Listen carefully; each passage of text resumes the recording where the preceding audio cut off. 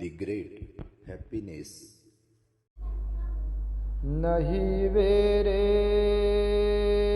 न वेरानि सम्मन्ति कुदाचनम् अवेरेन च सम्मन्ति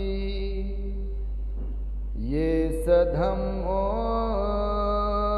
सनंतनो.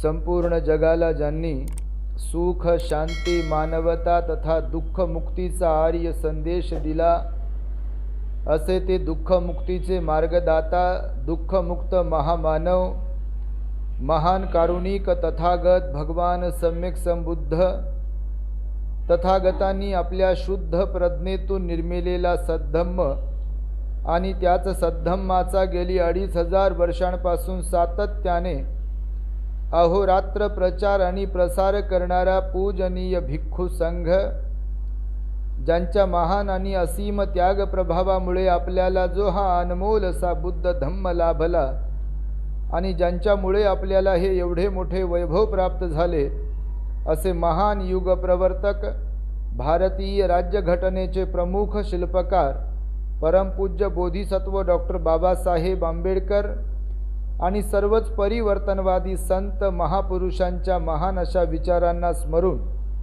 आज या वर्षावास पर्वातील महान मंगलमय दिनी आपल्या धम्मदीप बुद्ध विहारामध्ये नंदनवन कॉलनी परिसरातील उपस्थित सर्व श्रद्धावान उपासक उपासिका, बालक तथा बालिकांनो, प्रथमतः तुम्हा सर्वांच्या प्रती सद्भावना मंगल मैत्री व्यक्त करतो आणि तुम्हा सर्वांच्या हित सुखाकरिता भगवान बुद्धांनी उपदेशिलेला धम्मदेशनेच्या माध्यमातून आपणास संबोधित करत आहे, सांगत आहे.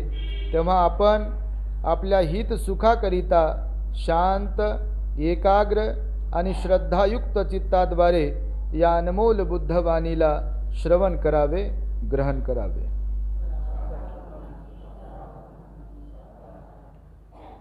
आपण काही दिवसांपासून जवळपास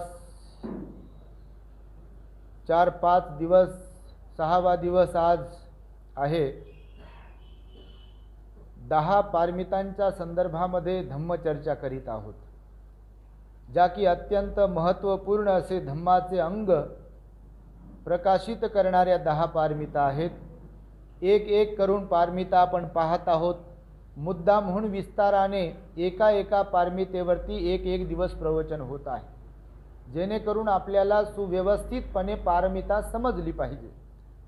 तसं पाहिलं तर एकाच दिवशी एकाच प्रवचनात अर्ध्या तासापेक्षाही कमी वेळात 10ही पारमिता सांगू शकतो किंवा सांगता येतील. परंतु एखादी गोष्ट जेव्हा वारंवार आपल्या मनावरती बिंबवल्या जाते, तेव्हा तिचा प्रभाव जास्त वेळ, जास्त काळ टिकून राहत असतो. आणि त्यामुळे आपण एक दिवस एक पारमिता घेत आहोत. या ऑनलाईनच्या माध्यमातून सुद्धा महाराष्ट्रासह बाहेर राज्यातील लोक देखील आपल्या विहारातल्या या धम्मदेशनेला रोज ऐकत असतात, पाहत असतात. तेव्हा त्यांचीही विनंती होती आणि आमचीही मनोभावना आम्हाला सांगत होती की सर्वप्रथम वर्षावासामध्ये 10 पारमितांवरती उपदेश देण्यात यावा. तेव्हा आज आपण जी पारमिता पाहणार आहोत ती अत्यंत महत्त्वपूर्ण अशी पारमिता आहे. प्रत्येकाच्या जीवनामध्ये ती पारमिता अत्यंत महत्त्वाची मानल्या गेलेली आहे, किंवा प्रत्येकाच्या जीवनामध्ये ही पारमिता कशी महत्त्वाची आहे ती म्हणजे शांती पारमिता. तुम्ही शब्द ऐकला असेल, शांती पारमिता. पालीमध्ये शांती या शब्दाला खंती असं म्हटलं जातं, खंती. आणि मराठी, हिंदी किंवा जे कोणी शब्द प्रयोग करतात त्याला शांती पारमिता.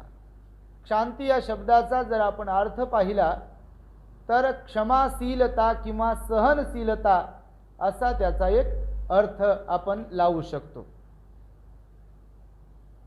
कोणीतरी चूक केली आहे, आपण मोठ्या मनाने माफ करणे किंवा आपल्याला कोणीतरी माफ करावे ही जी भावना आपल्या मनात असते त्याला क्षमाशीलता म्हणजे शांती पारमिता म्हटलेला आहे. आणि भगवान बुद्ध म्हणाले ही शांती पारमिता मनशांतीसाठी अत्यंत आवश्यक आहे.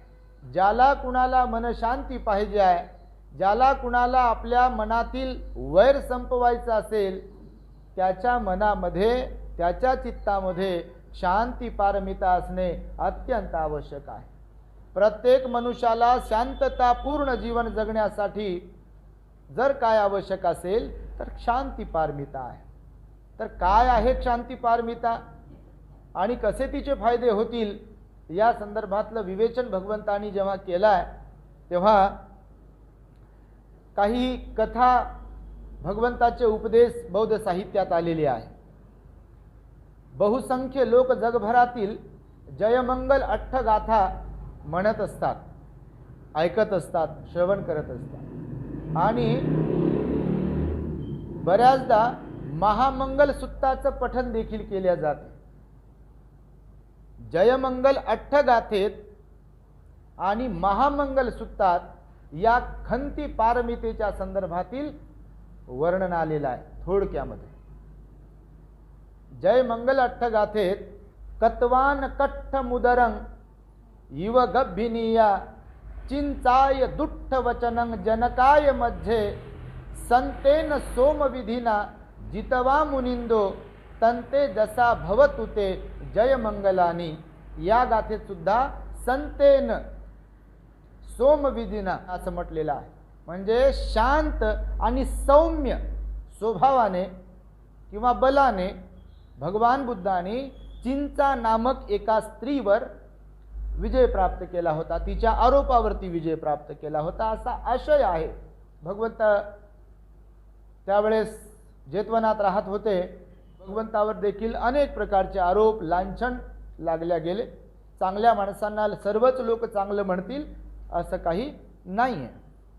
तर भगवान श्रावस्तीत राहत होते तर भगवंताच्या तत्वाच्या वेगळे ज्यांचे तत्व होते तर त्यांच्या मनात साहजिकच आहे भगवंताच्या बद्दल जलसी निर्माण होणे.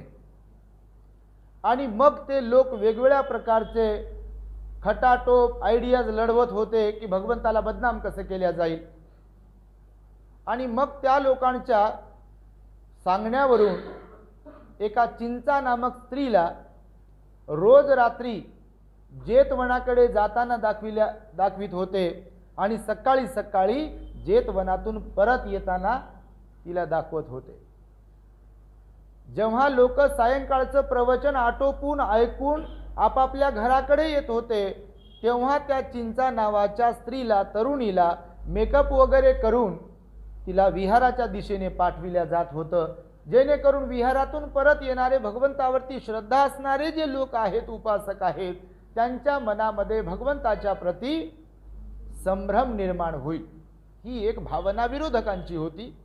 आणि सकाळी सकाळी पुन्हा ती जेव्हा रिटर्न येत होती, परत येत होती जेतवनाच्या कडून गावाच्या दिशेने, तेव्हा देखील सकाळी सकाळी विहारात जाणारी जे अनुयायी असायचे, उपासक असायचे, त्यांच्या मनात पुनश्च संभ्रम निर्माण व्हावा की चिंचा कुठे विहारात वगैरे गेली आहे.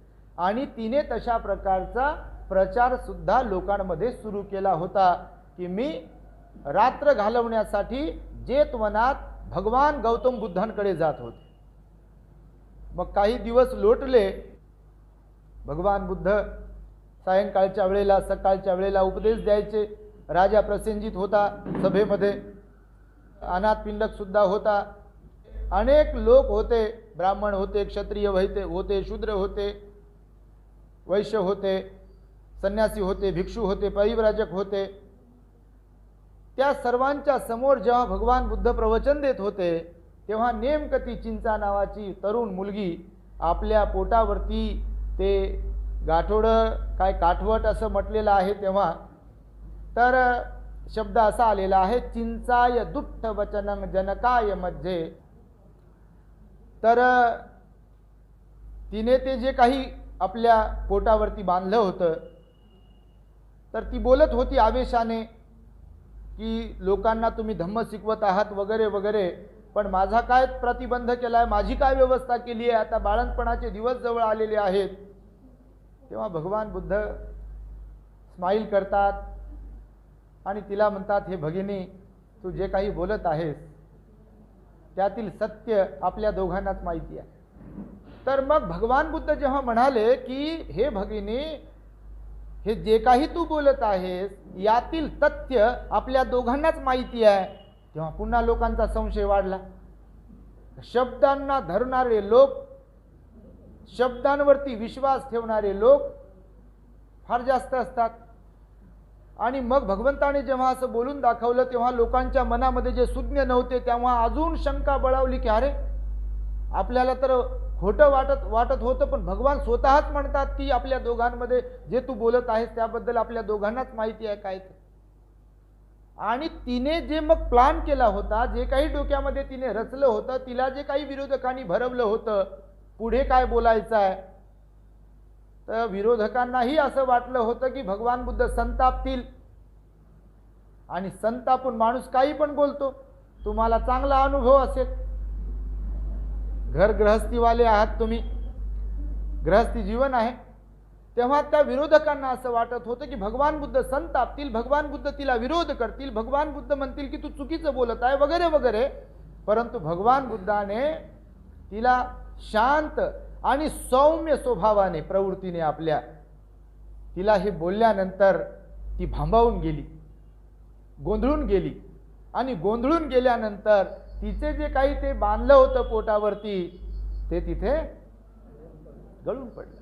मग गळून पडल्यानंतर तिथे राजा पण होते, प्रसेनजित राजा बसलेले होते, आता त्यांचे सैनिक पण असतील, भरपूर लोक असे असतील की जे भगवंतावर प्रेम करत होते. आणि मग आता ग्रहस्थ आहेत तर साहजिकच त्यांना मग राग येतो बघा. कधी कुणा एखाद्या चांगल्या व्यक्तीला, आपल्या प्रिय व्यक्तीला कोणी काही बोलत असेल, भांडत असेल तर आपल्याला पण राग येतो, मग राग अनावर पण होतो. तर भगवान बुद्ध होते, ते काय रागावतील, ते काय चिडतील, ते काय संतापतील, सम्यक संबुद्ध होते. तिला सौम्य आणि शांतीच्या बलाने भगवंताने जिंकलं.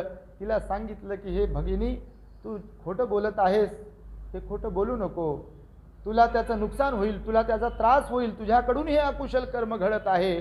आणि लोक जेव्हा तिला बोलण्यासाठी, मारण्यासाठी उभे राहतात तेव्हा भगवान बुद्ध सुद्धा लोकांना समजून सांगताना म्हणतात की अरे, बिचारी आहे, क्षमा केली पाहिजे तिला, हे डोकं तिचं नाही आहे, ज्यांनी हिचं डोकं भडकवलं, जे विरोधक आहेत, हे त्यांचं डोकं आहे, या बिचारीला काही माहिती नाही आहे. म्हणजे बघा, याच्यावरून विचार करा तुम्ही की काय ती खंती पारमिता भगवंताची असेल, नाही का. म्हणजे आपल्यावर जर कधी अशी आपबीती जेव्हा होते, रस्त्याने चालताना जर आपल्याला कोणी असं बोललं तर आपला पारा किती चढतो डायरेक्ट वरती. आणि भगवान बुद्धाने मात्र तिला अतिशय शांत आणि सौम्य, जणू काहीच झालं नाही. आपलं तरी बघा धडधड काळीच व्हायला लागते. म्हणजे काही जर कोणी बोललं किंवा आपल्याबरोबर काही असं घडलं की लगेच आपले हार्टबीट वाढतात आणि लगे आपण थरथर थरथर कापतो आणि आपल्या शरीरावरही परिणाम होतो आणि मनावरही परिणाम होतो. तेव्हा भगवंताने जसं तिला शांतीच्या बलाने, संयमाच्या बलाने आणि सौम्य बलाने जिंकलाय, हा एक संदर्भ म्हणून मी तुम्हाला सांगितला. दुसरा एक संदर्भ जे मंगलाष्टगाथेमध्येच आहे, मारा तिरेकमभियुजित सब्बरतिंग घोरम पनालवक मखमद्ध यक्खं खंती सुदंत विधीना जितवा मुनिंदो. खंती शब्द आला बघा, खंती सुदंत विधीना जितवा मुनिंदो तंते जसा भवतु ते जय मंगलानी. खंती सुदंत विधीना, मारा तिरेक, एका माराला भगवंताने आपल्या शांतीच्या बलाने जिंकलेला आहे. मार भगवंताला म्हणतो की आतमध्ये या, बाहेर जा, आतमध्ये या, बाहेर जा. आता आपल्याला जर कोणी असं म्हटलं, कुणाच्या घरी गेलो आपण पाहुण्यांच्याकडे आणि आपल्याला म्हटलं बा थांबा, या, जा बाहेर, आणि या, जा बाहेर, आत या. समजा, एक कल्पना तर करून पहा, समजा एखाद्या वेळेसच असं कोणी म्हटलं आपल्याला, कोणी झाडू मारत आहे ना आपल्याला समजा म्हटले उठा बरं, तर उठा म्हटल्या बरोबर पारा चढते आपला. म्हणजे क्षुल्लक गोष्ट आहे, समजा एक उदाहरण म्हणून क्षुल्लक गोष्टीमुळे आपले पारे चढतात. भगवंताला तर त्याने अनेकदा म्हटलं आतमध्ये या बाहेर जा, आतमध्ये या बाहेर जा, असं अनेक वेळा झालं. परंतु भगवंताने मात्र आपल्या शांतीच्या बलाने त्याला जिंकलेलं आहे. हे जयमंगल अठ्ठगाथा जी आहे, तर भगवंताने 8 प्रकारच्या विशिष्ट लोकांवर विजय मिळवला आपल्यामध्ये असलेल्या बलाने, आणि त्या सत्यवचनाने तुमचं मंगल हो, जयमंगल हो, असा त्याचा एक आशय अर्थ लावलेला आहे जयमंगल अठ्ठगाथेचा. आणि म्हणून महामंगल सूत्रामध्ये सुद्धा खंतीच सोवच्च सत्ता समनानंच दස්සनं कालेन धम्म साकच्छा येतं मंगलमुत्तमं असा संदर्भ आलेला आहे. खंतीच सोवच्च सत्ता समनानंच दස්සनं कालेन धम्म साकच्छा येतं मंगलमुत्तमं. याचा अर्थ सांगितला, खंतीच सोवच्च सत्ता, आपल्या अंगी क्षमाशीलता, सहनशीलता असायला पाहिजे. क्षमाशीलता असायला पाहिजे, सहनशीलता असली पाहिजे. मला वाटतं सर्वात जास्त वाद, भांडण, तंटे जर कशामुळे होत असतील तर लोकांमध्ये क्षमा, शांती याचा अभाव असल्यामुळेच होता.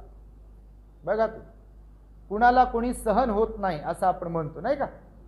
लोकांना लोक सहन होत नाही, घरच्या लोकांनाच घरचे लोक सहन होत नाहीत. कधी कधी आई जर कधी बोलली तर आई सहन होत नाही माणसांना, वडील बोलले तर वडील सहन होत नाहीत. एक वेळ येते वडीलही सहन होत नाही, आईही सहन होत नाही, कधी कुणाला बायको सहन होत नाही, कधी कुणाला नवरा सहन होत नाही, कधी कुणाला मुलंही सहन होत नाही, असंही कधी कधी होते. कितीतरी घटना घडतात, वर्तमानपत्रांमध्ये येतात घटना. सहन होत नाहीत लोक. सहन न होणे म्हणजे काय, तर शांती पारमितेचा आपल्यात अभाव असणे असा त्याचा अर्थ आहे. तर भगवंतानी महामंगल सूत्रात सांगितलं आहे, खंतीच सोवच्च सत्ता, आपल्या अंगी खंती पारमितेचा गुण असायला पाहिजे. आपल्या अंगी शांती म्हणजे सहनशीलता, क्षमाशीलता असली पाहिजे. उत्तम मंगल आहे म्हणाले भगवान बुद्ध, आपल्या अंगी क्षमाशीलता असते. समनांचं दसनम, धम्मचर्चा वगैरे नंतर सांगितलं. पण खंतीच सोवच्च सत्ता ही पारमिता आपण पाहतो आहे. तुम्ही जेव्हा एखाद्या विहारात जाता, एखाद्या भंतेजींना जेव्हा त्रिसरण पंचशील किंवा अष्टशिलेची याचना करता ना, तर त्या त्रिसरण अष्टशील किंवा त्रिसरण पंचशिलेची याचना करण्याच्या पूर्वी एक याचना असते, ज्याला क्षमा याचना म्हणतात. क्षमा याचना असं पालीमध्ये त्याला म्हटलं. क्षमा याचना म्हणजे क्षमा याचना. काय म्हणता तुम्ही, ओकास वंदामी भन्ते द्वारतयेन कत्तं सब्बं अपराधं, सब्बं अपराधं खमतु मे, खमतु मे भन्ते असा शब्द प्रयोग आहे पाली भाषेतील नाही का.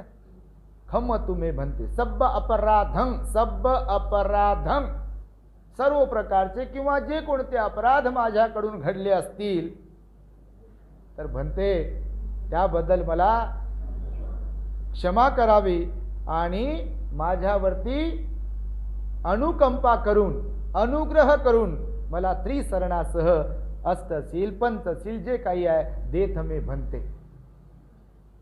हा शब्द भगवंताचे शब्द आहे, पाली शब्द भगवंताचे शब्द आहे. आणि विचार करा तुम्ही, मग त्याच्यामध्ये सुद्धा म्हटलेलं आहे की अगोदर आपण अपराध केला असेल कोणताही तर त्या अपराधाबद्दल क्षमा, आणि यानंतर कोणताही अपराध घडणार नाही माझ्याकडून किंवा घडू नये याच्यासाठी मला पंचशील अष्टशील प्रदान करावे. म्हणजे आपल्याकडून कोणताही अपराध घडू नये, अर्थात अकुशल कर्म घडू नये, शीलाचा भंग होऊ नये यासाठी म्हणून भक्तजींना आपण क्षमा याचना करत असतो. का ते बुद्धपुत्र असतात. कारण या क्षमा याचनेमध्ये भन्ते शब्द आहे. कधी कधी लोक करतात चुकून, कुठे कुठे कोणी कोणी लोक सील देतात तर तिथे पण याचना म्हटली जाते. काही अज्ञ लोक असतात, कधी कधी आपल्याला समजत नाही कधी कधी की आपण काय म्हणत आहोत किंवा काय करत आहोत, तर क्षमा याचना ही भिक्खूलाच केली जाते.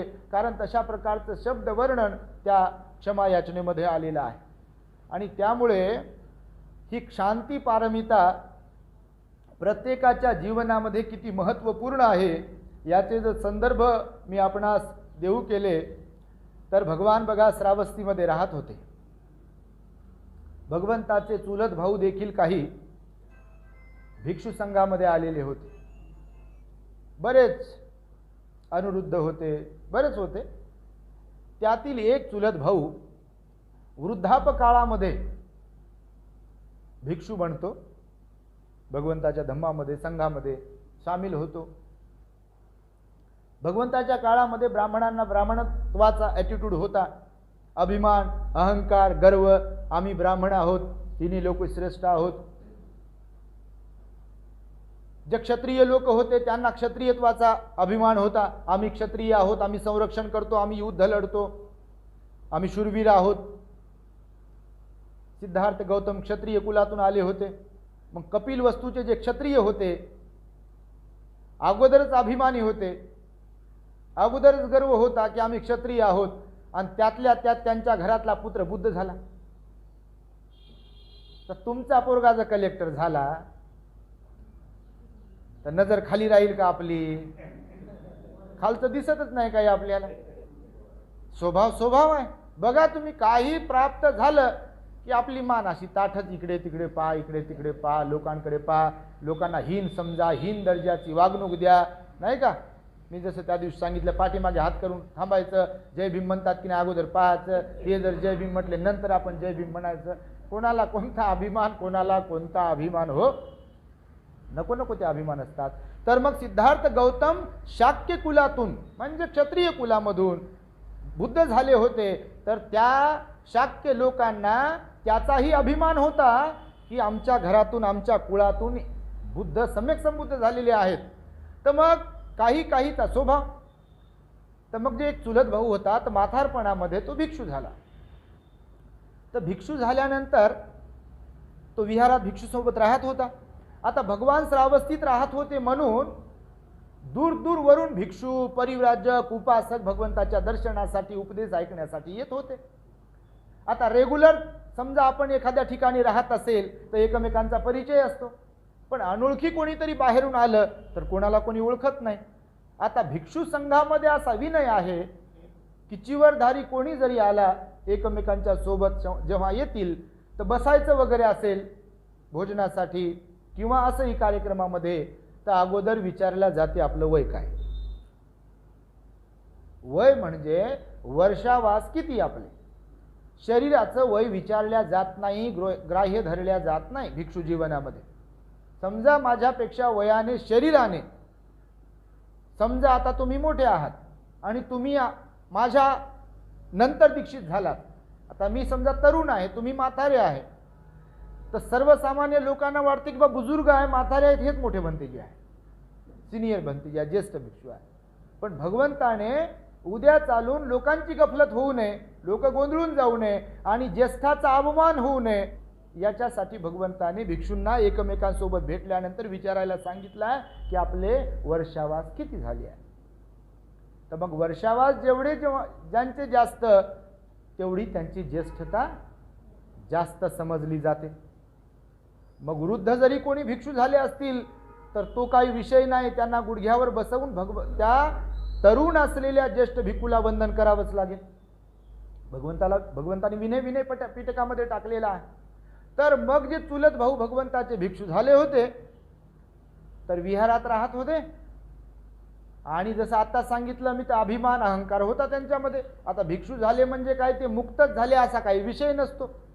कोणी चिवर घेतलं म्हणजे ते मुक्तच झाले असं थोडी आहे, असा काही विषय नाही आहे. तर मग नवीन जे भिक्षू यायचे जेतवन विहारामध्ये, तर नवीन भिक्षूंना वाटायचं असं की अरे गड्या, हे म्हातारे भंतेजी जे आहेत तर हे आपल्यापेक्षा ज्येष्ठ असतील, मोठे असतील. मग त्यांचे हातपाय दाबून द्यायचे आणि ते पण खुशाल म्हणायचे हातपाय दाबा. आता ही सेवा असते तर करावी लागते. हे पण सांगितलं शिष्याने गुरुची सेवा करावी म्हणून. मग ते पाय पण दाबून घ्यायचे आणि सेवा पण करून घ्यायचे. आणि असं करताना मग त्या विहारात राहणारे दुसरे जे भिक्षू होते की ज्यांना त्यांच्याबद्दल माहिती होतं की हे नवीन आहेत म्हणून, आणि जे पाय दाबत आहेत, सेवा करत आहेत, ते जुने आहेत, ज्येष्ठ आहेत म्हणून, तर भगवंताकडे तक्रार जायची, कोणतीही तक्रार भगवंताकडे जायची, भगवान बुद्ध त्याच्यावर उपाय सांगायचे. मग भगवंताकडे सांगण्यात आलं, भगवान असं असं होत आहे, ज्येष्ठ भिक्खूकडून हातपाय दाबून घेतल्या जात आहेत, ज्येष्ठ भिक्खूकडून सेवा करून घेतल्या जात आहे, आणि आपल्या कुलातून आलेले हे भिक्षू आहेत, हे कनिष्ठ आहेत.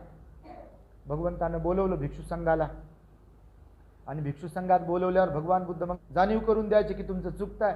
भगवंताने त्यांना सांगितलं की तुमचा खूप मोठा दोष होत आहे.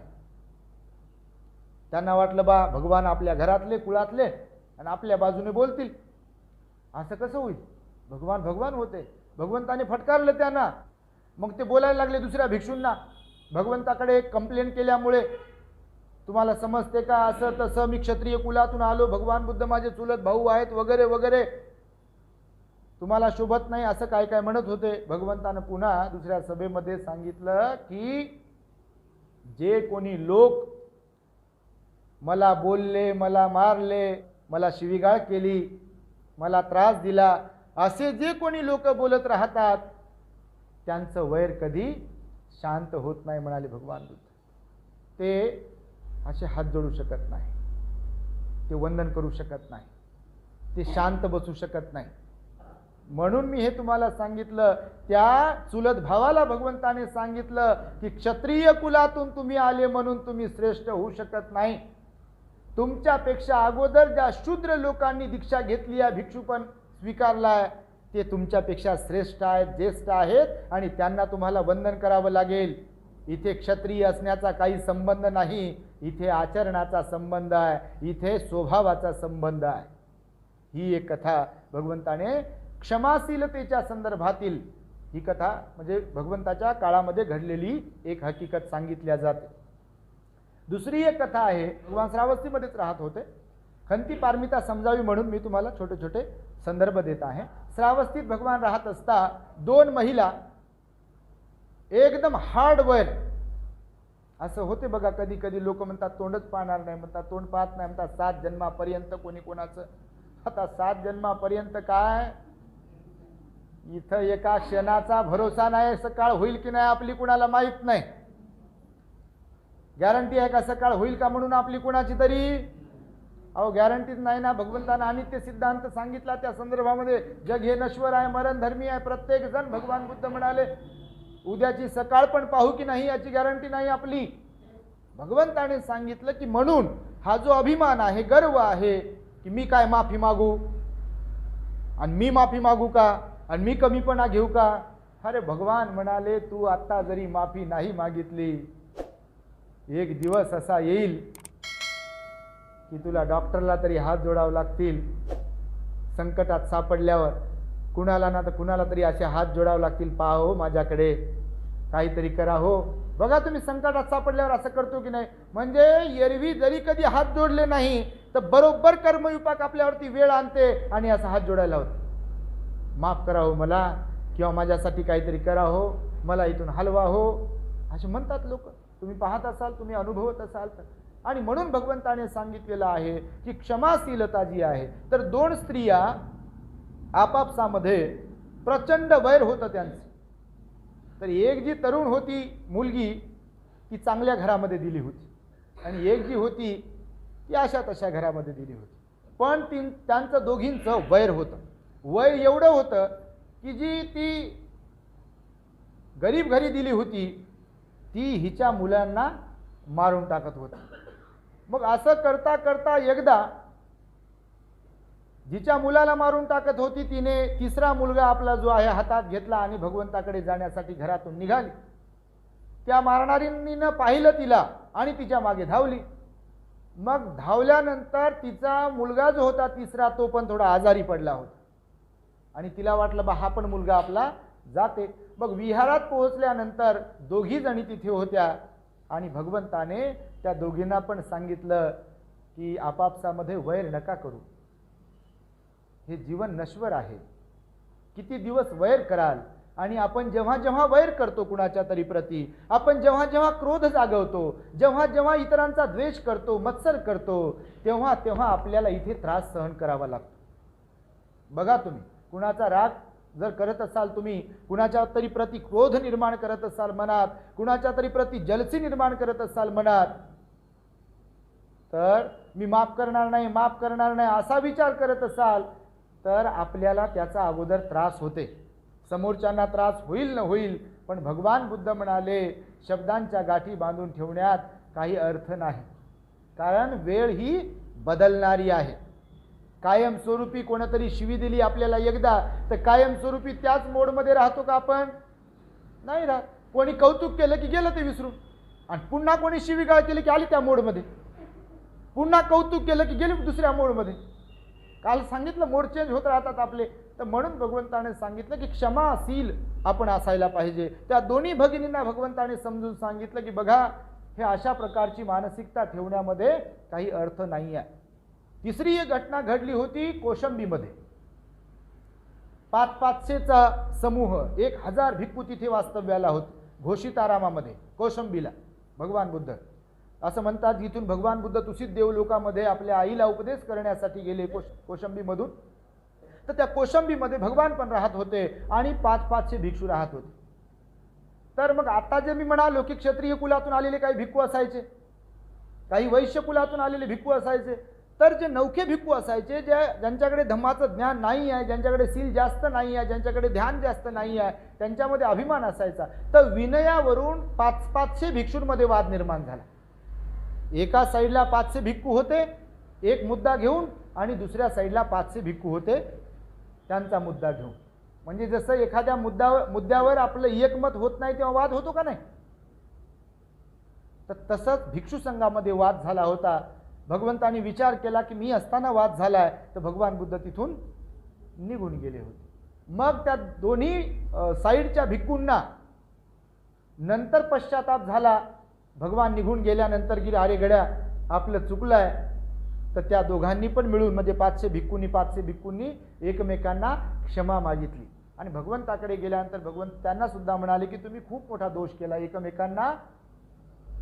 एकमेकांशी वाद करून, एकमेकांवर आरोप करून. तर भगवंताने तिथे सुद्धा सांगितलं की आपल्यामध्ये शांती पारमिता असायला पाहिजे, आपण माफ केलं पाहिजे. जेव्हा कधी आपली चुकी होते तेव्हा आपल्याला काय अपेक्षा असते समोरच्यांकडून? आपल्याला माफ केलं पाहिजे असं वाटते आपल्याला.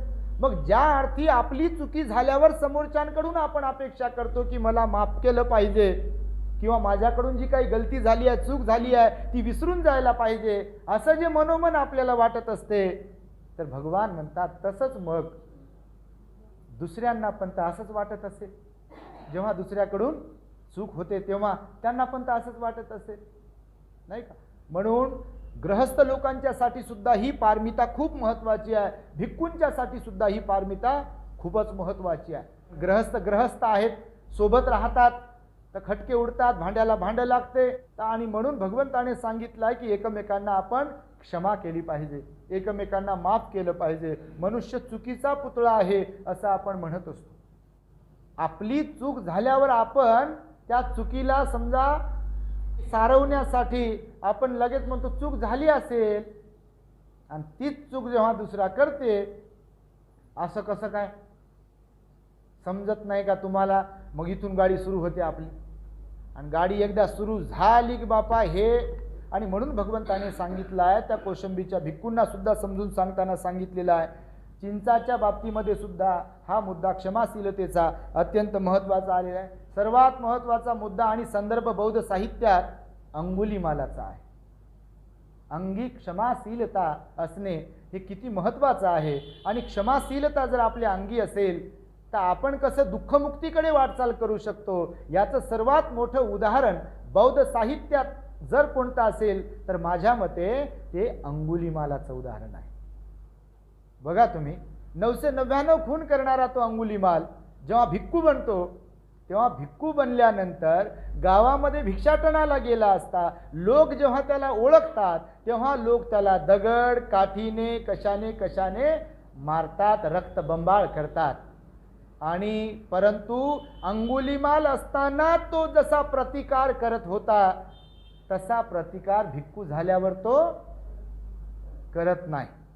भगवान बुद्धांनी त्याला शांती पारमिता, खंती पारमितेचा अभ्यास करायला सांगितला होता.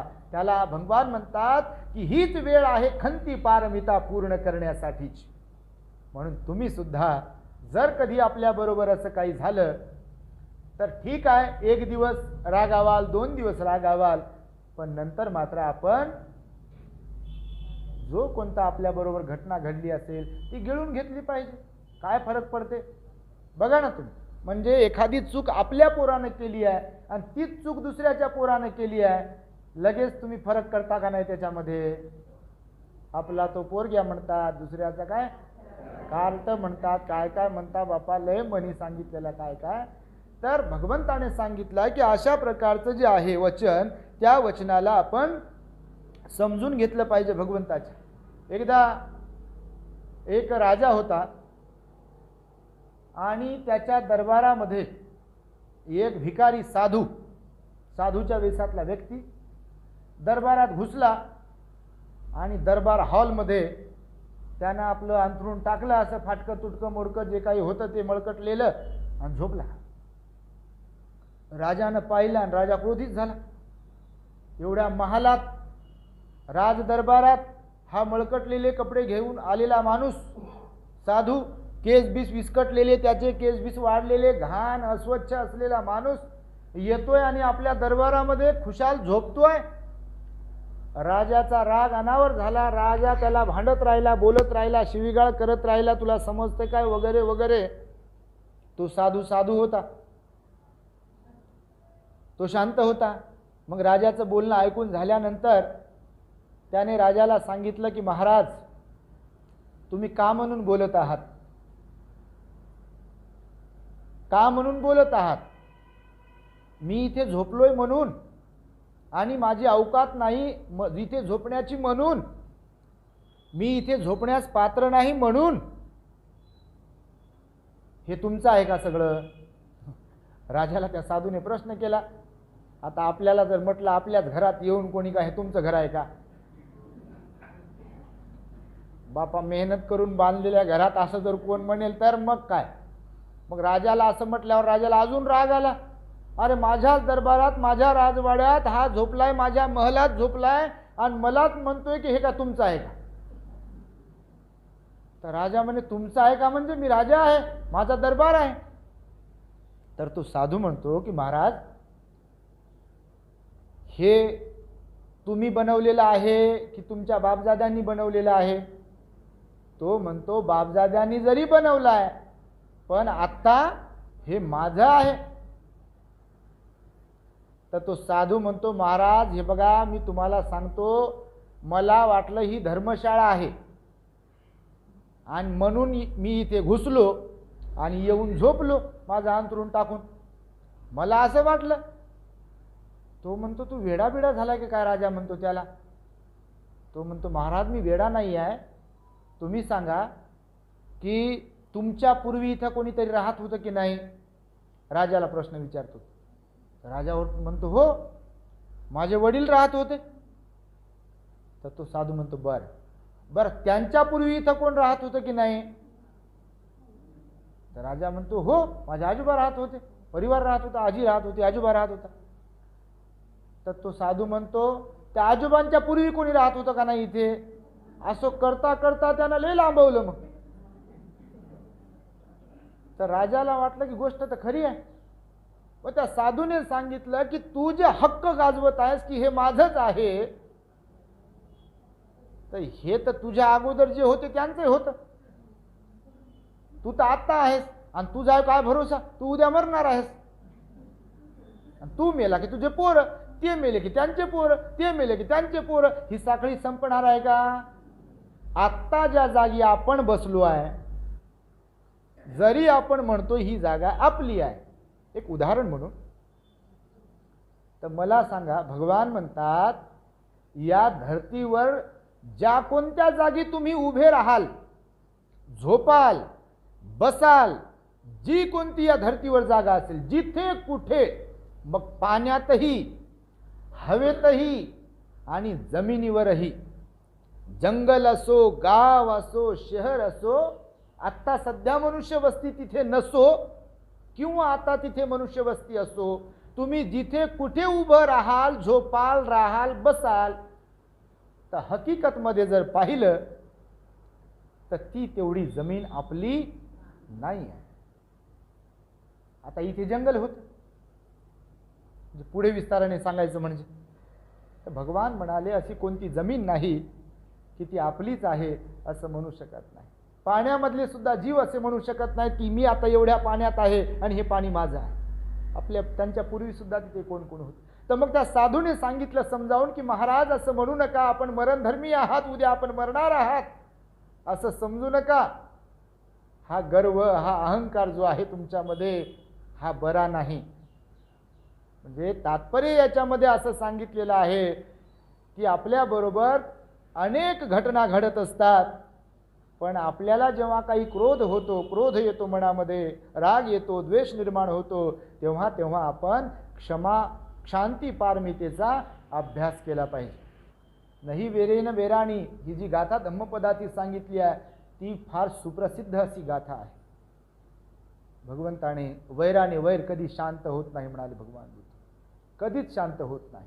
आज जर जगाकडे पाहिलं, जगात जर पाहिलं तर गृहस्थी जीवन एवढं वाईट आहे काही काही लोकांच्या संदर्भामध्ये की जन्माला तर आले लोक, पण ना मायसोबत पटते, ना बापासोबत पटते, ना भावासोबत पटते, ना बहिणीसोबत पटते. अनेक लोकांची घराघरात मातीच्या चुली आहेत, मायबाप आहात तुम्ही, इथे पैशाचा, शिक्षणाचा काही संबंध नाही. ह्याच्या बाबतीत पैशाचा काय संबंध नाही, ह्याच्या बाबतीत श्रीमंतीचा, शिक्षणाचा काय संबंध आहे. आणि ही जी घटना सांगतोय मी, लहानपणाची माझ्या गोष्ट आहे. तर गावाच्या बाजूला काही अंतरावर एक गाव,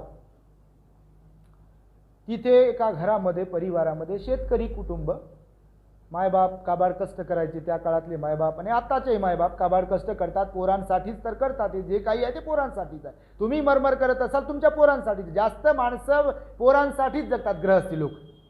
तर मग तो एकुलता एक मुलगा जो आहे तर त्यांनी शहराच्या ठिकाणी शिकण्यासाठी टाकला. तेव्हा बोर्डिंगला वगैरे लोक टाकायचे शिकायला आपल्या पोरांना, ज्यांना समजायचं की बा शिक्षण दिलं पाहिजे. तर त्यांनी एक पोरगा शहरामध्ये पाठवला, त्यांचा एकुलता एक पोरगा, 2-3 बहिणी, एकुलता एक पोरगा. शिकल्यावर सगळेच माणसं चांगलेच बनतात, सुज्ञच बनतात, शहाणेच बनतात, समजदारच बनतात, हे साफ खोटं आहे. हे त्याच्यासाठीच एक उदाहरण तुम्हाला मी सांगतो. पोरगा मोठा झाला, पोरानं परस्पर लग्न केलं, मायबापाला लग्नात बोलवलं नाही आणि पोरगा नोकरी करत शहराच्या ठिकाणी राहत होता. बापाला काही दिवसानंतर समजलं की पोरगा नोकरीला लागलाय, पोरानं घर बांधलाय, पोरगा बायकोसोबत राहतो, पोराला लेकरं झाले. आता माय बाप त्यांचं एक वेगळं मन असते, तुम्ही अनुभवलं असेल. माय जरी कठोर बोलत असेल, बाप जरी कठोर बोलत असेल, तर आपल्या लेकरांच्या प्रती अपवाद वगळता अतिशय प्रेम असते, ते तुम्ही अनुभवत असाल. तर मायला बापाला एकदा असं वाटलं की गड्या ठीक आहे, आपल्याला बोलवलं नाही, लग्नाचं सांगितलं नाही, लेकरांचं सांगितलं नाही, नोकरीचं सांगितलं नाही, तर काही हरकत नाही, आपण मायबाप आहोत, मायबाप लेकराला माफ करतात, आपण गेलो पाहिजे भेटायला. आणि बाप गेला भेटायला, माय आणि बाप दोघं भेटायला गेले. आता गावाकडे काय ते धोतर असते, सदरा असते आणि डोक्याला फेटा असते. अगोदर तो गुलाबी कलरचा फेटा असायचा, आता गुलाबी कलरचा फेटा असतो गावाकडे, धोतर वगैरे असते. आणि गावचं एक ते राहणीमान जे आहे ते वेगळं असते. आपल्याला 4 पुस्तकं वाचल्यामुळे किंवा टीव्हीवर वगैरे पाहिल्यामुळे शहरातल्या लोकांना वाटते आम्ही असं राहत असं राहतो, तो विषय वेगळा आहे. म्हणजे ते वेगळं विषय झाला राहणीमानाचा. तर मग तो बाप तिथे जेव्हा जातो ऑफिसमध्ये, तर ऑफिसमध्ये आता तुम्ही ऑफिसवाले असाल तर समजा हे एवढं जागा आहे कन्स्ट्रक्शन, तर एक सेपरेट कॅबिन असते आणि बाहेर वेटिंग रूम असते. कोणी भेटायला आलं तर, म्हणजे VIP असेल आपण ऑफिसर, तर मग बाहेर वडील येऊन त्या बैठक रूममध्ये, वेटिंग रूममध्ये बसले. आणि याचा ऑफिसरचा जो दरवाजा होता त्या दरवाजाला जाळी होती, बाहेर कोण बसलं ते दिसत होतं. मग लोक येत होते याला भेटण्यासाठी. VIP माणूस VIP असतो, कोणाला भेटायची तर परवानगी, परमिशन महत्वाची आहे. मग लोक याला भेटत होते. तो बाप म्हणून जो बसला होता तर हा आतून खुर्चीवर बसून पाहत होता. नोकर वेळोवेळी येऊन याला सांगत होता की साहेब, एक माणूस कोणीतरी गावावरून आलेला आहे, मळके कपडे त्याच्या अंगावरती आहेत, फेटा बांधलेला आहे आणि तो बऱ्याच वेळपासून बसलेला आहे, खूप वेळ झाला. तर हा ऐकायचा ना ऐकून न ऐकल्यासारखं करायचा. ही हकीकत मधली घडलेली गोष्ट सांगतो तुम्हाला, म्हणजे क्षमाशीलतेशी संबंधित आहे. क्षमा शांती हा जो खंती पारमिता भगवंताने सांगितली. अरे बापाला माफ केलं पाहिजे हो, मायला माफ केलं पाहिजे हो. आपण लहान असतो तर किती किती चुका करतो आपण.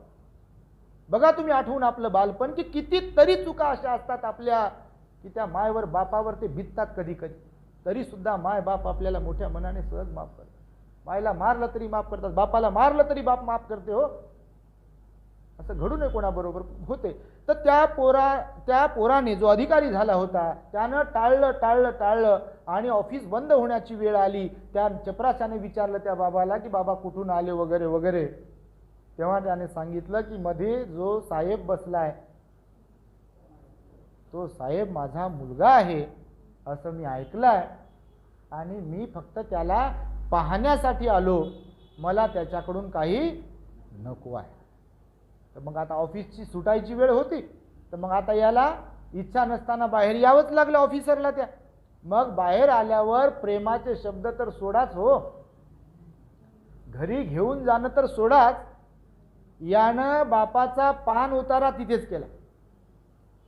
कशाला आला तू इथे, तुला समजते का मी एवढा मोठा अधिकारी आहे, लोकांना काय सांगू माझा बाप असा आहे वगैरे वगैरे. म्हणजे कोणाची कुबुद्धी कशी असेल हे सांगता येत नाही. ही एक घटना तुम्हाला मी मुद्दा म्हणून सांगतो. काही गोष्टी इन्स्पायर करतात माणसांना म्हणून सांगितल्या पाहिजे आणि खंती पारमितेच्या संदर्भातील गोष्ट आहे. दुसरी, आत्ता 15-20 दिवसांपूर्वी मी हॉस्टेलमध्ये गेलो होतो. तिथे एक आई आली होती गावावरून, एसटीनं आली होती, लाल डब्यानं. लुगडं होतं नेसलेलं त्या आईने, केस थोडेफार पांढरे झाले होते, फडकुळी होती आणि आता सांगितल्यानुसार गावाकडचं वर्णन. ती आली, आम्ही तिथे होतो. मी दरवाजा काढला, हॉस्टेलमध्ये गेलो होतो. तर ती आल्याबरोबर म्हणे पाणी देता का म्हणे भंतेजी. मला थोडंसं ते असं वेगळंच वाटलं हो, ते पाणी देता का म्हटल्यावर. तर ती म्हणजे चांगली होती, अशी दिसायला व्यवस्थित होती, अशी एकदमच अशी पण भिकाऱ्यासारखी पण नव्हती ना. मला वाटलं बा चांगली आई आहे, आपल्या आईसारखी आहे, लागेच म्हणते की पाणी देता का. मग तिला पाणी वगैरे दिलं, विचारलं कुठून आले काय आले. तर तिने सांगितलं भंतेजी, लहानपणी माझा पोरगा एक 9वीला काय 10वीला काहीतरी असताना औरंगाबादला आला आणि इथं येऊन डॉक्टर झाला असं मी ऐकलं. म्हणजे पहा, तो 9वी-10वीला काहीतरी आला पोरगा आणि आता कुठल्या तरी हॉस्पिटलमध्ये औरंगाबादला डॉक्टर आहे. आणि त्यानं लोकांना सांगितलंय इच्छा, जेव्हा तिच्यासोबत मी गप्पा मारल्या तर माझे मायबाप मेले असं त्यानं सांगितलं. मायबाप मेले म्हणून. इथे औरंगाबादची गोष्ट करतोय, तर निनावी सांगतोय मी, नाव वगैरे ते घेऊ शकत नाही, हे लाईव्ह जाते हे सगळीकडे, त्यांच्यापर्यंत जाईल हे. तर त्या आई अशा रडत होत्या त्या आणि सांगत होत्या की म्हणजे ती जी त्यांची मानसिकता होती बोलतानाची, तर मलाच अक्षरशः रडायला येत होते की अरे हे पण जीवन आहे. किती कठोर ती मानसिकता असेल की जिच्यामध्ये दया नाही, करुणा नाही, क्षमाशीलता नाही, सहनशीलता नाही. आईचं हृदय वेगळं असते, बापाचं हृदय वेगळं असते, आपल्यावर प्रेम करणाऱ्या लोकांचं हृदय वेगळं असते. आपल्यावर जीवापाड लोक प्रेम करतात कधी कधी, काही लोक. आपण त्यांना समजून घेण्यात कमी पडतो कधी कधी. माय मेली म्हणून सांगितलं, बाप मेला म्हणून सांगितलं, तरी सुद्धा मायला राहवलं नाही. माय एसटीने एवढ्या लांबून आली, संध्याकाळची वेळ होती इथं आल्यावर. तिचा ठाव ठिकाणा नव्हता राहण्याचा इथं कुठंच, ना तिचे नातेवाईक इथे कोणी ना काय. मला म्हणे भंतेजी, ते दवाखाना जे आहे दवाखान्याच्या बाहेर लोकांना राहण्याची व्यवस्था केली मी असं ऐकलंय आणि तिथे जाऊन मी थांबते. सकाळी 10 वाजता मग डॉक्टर लोक येतात असं तिनं माहिती काढली होती सगळी पोराबद्दल की 10 वाजता डॉक्टर येतात, 10 वाजता लोक ऑफिसला जाता ना तुम्ही लोक. 10 वाजता आल्यावर मग मी हुडकितो म्हणे, शब्द तिनं वापरला. मी हुडकते आणि नंतर मग ते माझ्या पोराला फक्त पाहते दुरून आणि निघून जात. सांगा बरं, ही एक भावना आहे. म्हणून आपण क्षमाशील असलो पाहिजे. हो, आपल्यावरही वेळ येऊ शकते, कोणती वेळ कोणावरही येऊ शकते. म्हणून क्षमाशीलता हा सद्गुण, हे बल आपल्या अंगी असावं, असं भगवंतानं 2600 वर्षांपूर्वी सांगितलं. कोणी असो, कोणाकडूनही चुका होतात, असं थोडी आहे की चुका होत नाहीत. आपली अवलाद असेल, आपले मायबाप असतील, गणगोत असेल, कोणी असेल, एनी पर्सन, चुका होतात. चुका होतात म्हणजे काय, त्याला सुळावरच लटवायचं असते का? नाही ना, सुळावरच नसतं लटकायचं. मी नेहमी म्हणजे म्हातारपणाकडे झुकणाऱ्या लोकांना नेहमी सांगतो, ज्या लोकांच्या घरात म्हातारे लोक आहेत त्यांना मी नेहमी सांगतो, मायबाप म्हणून, एक मुलगा म्हणून मी नेहमी सांगतो, अनेक प्रवचनांमध्ये मी विनंती करतो हात जोडून लोकांना, की बघा, वेळ कोणावर कशी येईल हे सांगता येत नाही, आणि पैसाच साथ देईल यात भ्रमात कोणच राहू नये. मी हे सांगतो, बिलकुल नाही. कशी वेळ कोणावरही येऊ शकते. म्हणून आपल्या घरातले जे म्हातारे लोक आहेत, जरी ते चुकत असतील, थुकत असतील, बेडके पडत असतील त्यांचे, किंवा त्यांना दमा असेल, किंवा कोणता आजार झाला असेल, किंवा काय, कोण सांगू शकते उद्या त्या बेडवर आपणच असू की नसू? सांगू शकते कोण? कोण सांगू शकते की उद्या आपला पाय फ्रॅक्चर होणार नाही, आपला कमर मोडणार नाही? कोण सांगू शकते? याची गॅरंटी आहे काय? कोण सांगू शकते की आपण आंधळे होणार नाही? कोण सांगू शकते की आपण बहिरे होणार नाही? कोण सांगू शकते की आपले दात पडणार नाही? कोण सांगू शकते की आपली लाळ गळणार नाही? कोण सांगू शकते की आपल्याला दमा होणार नाही, टीबी होणार नाही? कोण सांगू शकते की आपण म्हातारपणामध्ये आपलं भान हरपून जाईल न जाईल? म्हातारपण आहे. मायबाप प्रत्येकाला आहे, सासू सासरे प्रत्येकाला आहे, पण आपल्यावर तशी वेळ येऊ नये याच्यासाठी क्षमाशीलता हा गुण आपल्यात असला पाहिजे. म्हणून भगवंतानं या 10 पारमितांमध्ये ही एक पारमिता अत्यंत महत्त्वाची सांगितली. भगवंतानं मी तुम्हाला सांगितल्यानुसार महामंगल सुद्धा संदर्भ भगवंताचा आहे, जयमंगल अट्टगाथेत संदर्भ आहे भगवंताचा, आणि त्यामुळे तुम्ही सुद्धा ही क्षमाशीलतेचा गुण जो आहे, नाही तर धक्क्याला बुक्की असं लय चालते. मी बोलणारच नाही, मी असंच करणार नाही, मी तसंच करणार नाही. काय जीवन आहे? नंतर पश्चाताप होते. बघा, बऱ्याचदा लोक पश्चाताप करतात. हो, बरेच लोक जेव्हा बोलतात, भेटतात, आमच्याकडे येतात, तेव्हा कधी कधी काही लोक बोलून दाखवतात. भंतेजी म्हणतात, आमचं चुकलं हो, आम्ही जिवंतपणात मायला समजू शकलो नाही, जिवंतपणात बापाला समजू शकलो नाही, किंवा जे कोणी व्यक्ती गेलेली आहे तर आम्ही समजू शकलो नाही म्हणतात त्यांना. असं कुणाच्या बाबतीत होऊ नये. तुम्ही सुद्धा तशा प्रकारचं वर्तन करू नये. म्हणून आज ही शांती पारमिता जी आहे तिच्या संदर्भामध्ये मी तुम्हाला प्रवचन देण्याचा प्रयत्न केलेला आहे. हे व्यवहारातले उदाहरण यासाठी म्हणून देतो की ते चटकन समजतात. का तर हे लागू होतात, त्याच्याबरोबर फिलिंग जोडलेल्या आहेत, आपल्या भावना जोडलेल्या आहेत. लगेच क्लिक होते आपल्याला की हां, एक क्षमा शांती भगवंतानं जी सांगितली आहे शांती पारमिता, ही आपल्यासाठी पण खूप महत्त्वाची. कोणतंही उदाहरण त्यासाठी, म्हणून मी व्यवहारातले जास्त उदाहरण देण्याचा प्रयत्न करतो. संदर्भ दिले भगवंताचे तुम्हाला, पण वर्तमान जीवनातली जी काही परिस्थिती आहे त्या संदर्भात मी तुम्हाला सांगण्याचा प्रयत्न केला. निश्चितपणे तुम्ही या शांती पारमितेचा अभ्यास करण्यात कमी पडणार नाही. जेव्हा जेव्हा अशा प्रकारची परिस्थिती प्रसंग आपल्यावरती ओढवेल किंवा इतरांवरती ओढवेल, तेव्हा तेव्हा शांती पारमितेचा आपण अभ्यास करावा, शांती पारमितेला आपण आठवावं. भगवंतानं सांगितलेलं हे एक सर्वात मोठं अंग आहे आपल्या जीवनाला परिपूर्णतेकडे घेऊन जाण्यासाठीचं, जीवनाला दुःखमुक्तीकडे घेऊन जाण्यासाठीचं आणि मनाला शांत करण्यासाठीचं हे एक महत्त्वपूर्ण 10 पारमितांमधील अंग आहे शांती पारमिता, खंती पारमिता. तेव्हा आजच्या या उपदेशाच्या माध्यमातून आपल्याला धम्माच्या आचरणाची प्रेरणा प्राप्त हो, आणि आपण आपल्या जीवनामध्ये जे काही पुण्य संपादन करीत आहात, केलेलं आहे, त्या संपूर्ण पुण्यकर्माच्या प्रतापाने आणि आमच्या माध्यमातून हे जे काही तुम्हाला आतापर्यंत धम्मदान देण्याचा प्रयत्न केला गेला, या महान पुण्याच्या प्रतापाने तुमच्या जीवनामध्ये सुख, शांती, समाधान, आयुष्य, आरोग्य आणि बल प्राप्त होत राहावे, अशा प्रकारची मंगल आणि उदात्त कामना व्यक्त करून मी माझ्या शब्दांना इथे पूर्ण विराम देत आहे. भवतु सर्वमंगलम रक्षन्तु सर्वदेवता सब्बबुद्धानुभावेन सदा सुखी भवन्तु ते। भवतु सब्बमङ्गलं रक्षन्तु सब्बदेवता सब्बधम्मानुभावेन सदा सुखी भवन्तु ते। भवतु सब्बमङ्गलं रक्षन्तु सब्बदेवता सब्बसङ्घानुभावेन सदा सुखी भवन्तु ते।